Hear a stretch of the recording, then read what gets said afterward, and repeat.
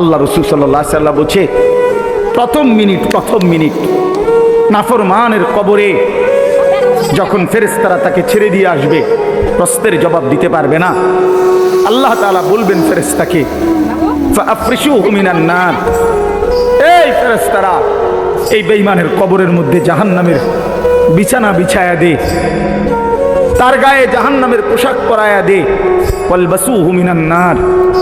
এরপরে নবী বলেন, কবরের মাটি তাকে প্রথম মিনিটেই ডান দিকের মাটি একটা ধাক্কা মারবে, বাম দিকের মাটি ডান দিকে চলে আসবে, ডান দিকের হাড্ডি পাঁজরের হাড় ভাঙ্গা বাম দিকে যাবে গা, বাম দিকের গুলো ভাঙ্গা এদিকে চলে আসবে। তাখতালিফা আদলাউহু, এইভাবে অর্থ হইল ডান পাশের হাড় বাম পাশে ঢুকে যাবে, বাম পাশের গুলো ডান পাশে ঢুকে যাবে।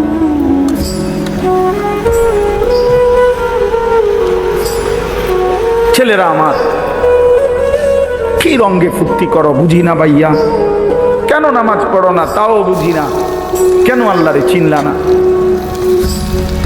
কার দুনিয়া ভোগ করতেছ?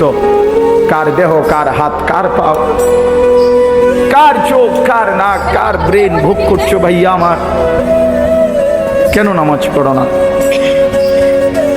যে নামাজ পড়ে না সে তো মানুষ না, যার কপালে সেজদা নাই সে তো জানোয়ার, সে জানোয়ার। এই যে কোরআন সুন্নাহর ইলমের জন্য আদব জরুরি, এটা একটা গুরুত্বপূর্ণ বিষয়। আমাদের এই কোরআন সুন্নাহর জ্ঞান আর এমনি জেনারেল জ্ঞান এক কথা না।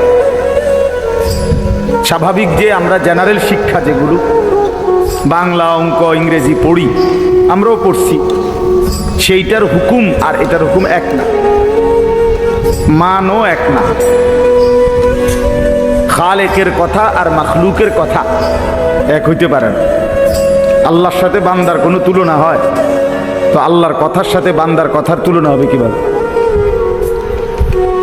কি তুলনা হবে বলেন তো? এই জন্য হাদিসের মধ্যে আছে, রাসূলুল্লাহ সাল্লাল্লাহু আলাইহি ওয়াসাল্লাম বলেন, আল্লামানি রব্বি ফাআহসানা তা'লিমি ওয়া আদ্দাবানি রব্বি ফাআহসানা তা'দীবি।